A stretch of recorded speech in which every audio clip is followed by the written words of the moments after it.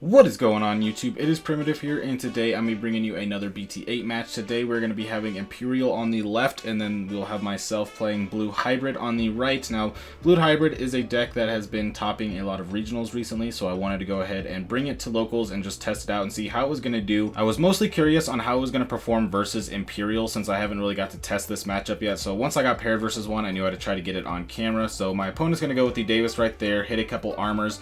Going back into my turn, I'm going to go ahead and play out the blue memory boost. I'm going to hit Siakomon. Not a card that's super helpful in this matchup. It does stop the hidden potential discovered, but other than that, it doesn't really do too much like the Madoki will. But my opponent's going to go to 3 anyway, so I am just going to go ahead and play the Siakomon out. It is a nice 3k that I can go ahead and get a swing in, as long as it doesn't get bottom decked by something like Imperialdramon if they have the Stingmon right here. But they hit my Davis, which means that I have a memory tamer, and I'm able to search out Korikaku, so it's very good for me.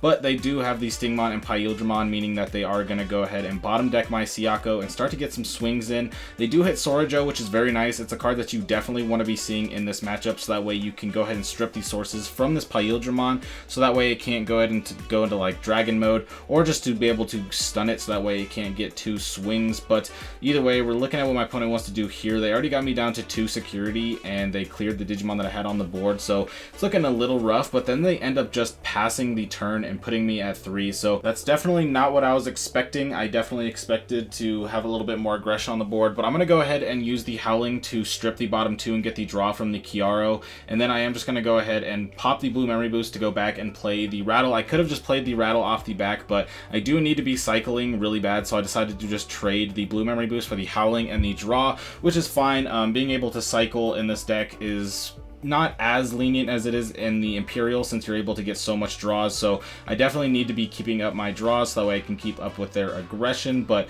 as of right now, they again just have a Magna in the back, nothing on the board, which means that it's not super scary, but they also have me just at 2 security, so I can definitely just get swung over next turn. So I have to play the Ice Wall here to slow them down alongside the Madoki to make sure that they can't really go for game this turn.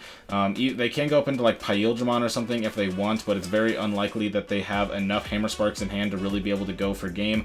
So they're going to go ahead and Digivolve up DNA into the Chimera, which will go ahead and pop my Madoki. They're going to put the XV underneath and see if they have the Dragon mode. I doubt that they're going to swing right here and pass turn. They decided to go with the HPD. I don't have the Siakomon out anymore, and it wouldn't have really mattered since they went into the Chimeramon anyway, but now Dragon mode comes out for free. Going to be able to play out the Stingmon and the Magna once again, which means that they can choose to either DNA up or just keep them as the blocker and the Stingmon on the board. But they do decide to go into the Imperialdramon here, so now they got to see if they want to play something else or if they want to swing. They end up going into Lobomon, which I don't fully understand here, just because you just got rid of your memory tamer for a cycle and pass turn when you could have gotten that cycle from just the Stingmon draw with the Imperialdramon. So now they put me in a position to where I could definitely get a lot done this turn. I can Digivolve up into the Korikaku, no stun, but that doesn't really matter because we can go up into the Beowulf. We can then swing with the Beowulf to suspend Sorajo to strip the bottom 2 sources of the Imperialdramon.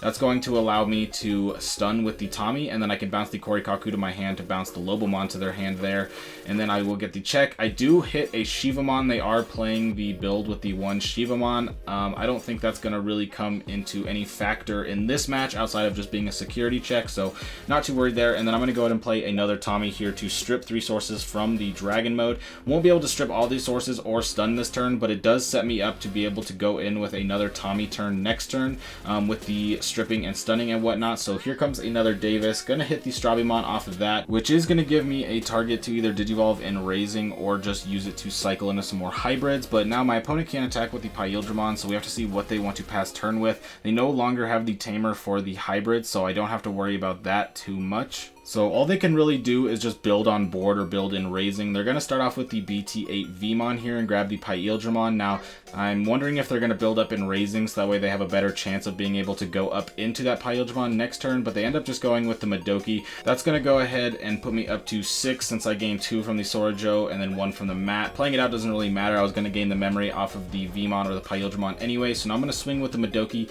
tap the Sorajo to strip the sources so that I can get a draw, so that way I can have a better chance of getting into into the last hybrid that I need for game. So now I'm going to go into Korikaku, stun the Imperialdramon, which it doesn't really matter too much because as of right now I'm going to try to go for game. So we're going to go ahead and bounce the Madoki, stun the Dragon Mode, and then get that check in. Now I'm sitting at 3 memory with the Howling Memory Boost still active, so I'm going to go ahead and build back up into another Beowulf here, going down to 0. This is going to make it so that way if for some reason something does go bad, I can bounce the Veemon and I have a much higher chance of surviving this next turn. But with the Madoki, I doubt there's much that's going to be able to happen, and then I just pop the Howling to 2, play the Kumamon that I just bounced back, and swing in for game. So now my opponent's going to have me going first for game 2, so I'm going to start off with a Strabi in the back and then just play out the Boko, trying to search for some cards, only hitting the Korikaku, but that is fine. Korikaku is a very strong card, but now with my opponent putting me at 1 with the Davis, I was definitely looking to hit a Memory Tamer of my own, but I do have the Sorojo, so I can still at least fill out the 4 memory that turn with something semi-effective, but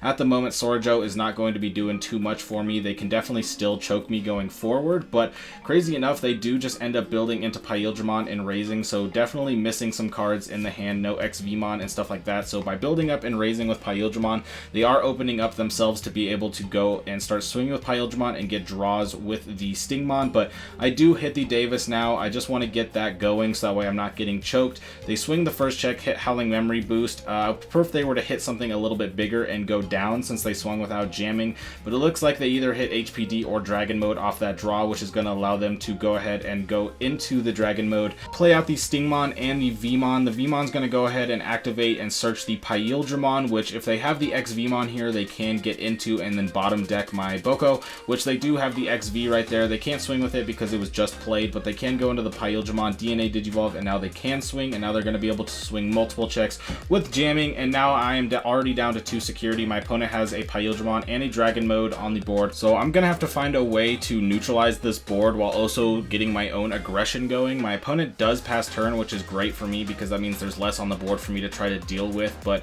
there's still the Imperialdramon, there's still the Dragon Mode. I have to be able to stun both so that way they don't get too much checks going in, and then I need to be able to get checks in myself. I do have the Sorojo on the board, which means that I can swing with the Strabimon and then tap the Sorojo to be able to strip the bottom 2 sources from the Dragon Mode, but I am instead going to go ahead and play Tommy, pop my Howling to be able to go to 2, play the Korikaku on top to stun the Imperialdramon, and then Howling to strip and stun the Dragon Mode. So now both these Digimon are stunned for the turn, but I don't know how much that's really going to help me with an XV being built up and back. That means that I'm going to have to stun these again next turn and still be able to get that aggression that I just don't have right now. So this game is looking a little rough. My opponent just got a lot of checks early, and I'm not really able to recover from it too much. The thing about Blue Hybrid is as much as it's able to stun things, it is not really able to remove a lot of cards. So as of right now, I am sitting in a position to where I could technically win just because I am going to be able to go into a Zulong here for what is 2 memory because I'm going to be able to gain 3. I will stun here and swing for 4 checks, but I need to be able to not hit anything in security and then be able to go in for a hybrid. However, I don't have the hybrid. Now, I decided to go in and swing in just to hope and see, but I didn't actually fully realize I didn't have a hybrid in my hand and I didn't have a way to actually search for one. So all I can do is play the Madoki and then play out the Innocence Blizzard to stun the 3. This isn't really going to help me too much because if they have the Stingmon, they just get to go in for game, which they do, but I was trying my best right there without the hybrid to be able to go in for game. It's going to be rough. I almost had it sealed up here, but now with the Imperialdramon, I have to hope this is Hammer Spark. It is not. It is Korikaku, which means that they can just unsuspend and swing in for game once again. Now, getting on into game 3, I'm going to be going second because I want that extra memory, the extra card draw, and also versus Imperial, you kind of want them to build a stack up so that way you can strip the sources and stun it and before they go up into Dragon Mode. So since my opponent played a Davis, I'm going to go ahead and play my own Davis, putting a Sorojo, a Tommy, and a Rattlestar to the bottom of the deck. So that is not very good because my hand was not looking too hot. As you can tell, I have to Digivolve the Kendo on top of the Madoki so that way I can get an extra draw going, as well as just be able to have something on the board. My opponent's going for the blue memory boost, going to be able to search. They've got a lot of cycle going on right there. They end up taking the fighter mode over something like XVmon, which shows me that they probably have it, and then they're going to go with another Davis. They do put their Ice Wall to the bottom as well as a Davis Ken, so it's kind of bad like the one that I had, but still they are getting a lot of search right there with 2 Davises and the blue memory boost. Now I'm going to have to start to Digivolve up on top of my only Davis Davis. I don't want to do that because I want to keep my Davis, but I really need to get draws going right here. I just do not have the hand to be able to play this out. Good thing my opponent is going a little bit slow. I don't really want to swing with the Beowulf once I drew the Bokomon, because now if my opponent plays anything on the board, I can go ahead and threaten to bounce it back, so that way they can't keep anything like an XV out there. They won't be able to play out something like a Madoki or anything like that. Kendo is also going to be able to do something like that by bouncing back rookies, but Kendo I also have to be wary of could get bottom decked by Imperialdramon at any point. But since I'm looking kind of far behind as far as what my hand looks like for the late game, I know I'm not super comfortable, so I have to try to be careful in swinging into security and not giving my opponent too much value by hitting something like Davis Ken, or even just hitting out something like a Hammer Spark to slow down my turn. But they end up playing out 2 Vmons here. Going to be able to just, again, search, be able to curate this hand much more. I do have 2 Digimon on the board that can bounce back rookies, so they aren't going to be able to wide swarm me too hard here. But it is going to be a bit annoying that they're able to search so hard. So I'm going to swing with the Beowulf here to bounce back a rookie. And I hit Top Check Megadeth, which is going to bounce my Kendo back to my hand, meaning that this Vmon gets to stay on the board. And that is very bad because I need to keep the amount of swings on my opponent's side of the board to a minimum.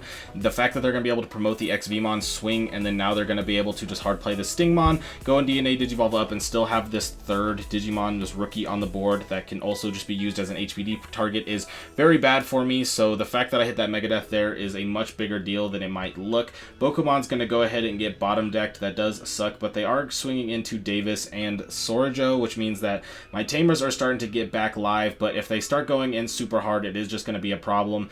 Luckily for me though, my tech, the Rattlestar, is in security, which is going to allow me to be able to bounce a level 5, which means that the Imperialdramon does go down. Now there's nothing on the board, and they probably don't want to be hard playing anything right here because it'll buff up my Azulong. So they're going to have to probably just either play out a Tamer or pass turn. This is going to give me 2 turns to potentially try to go in for game. It's really just going to come down to if they have the hybrid or not.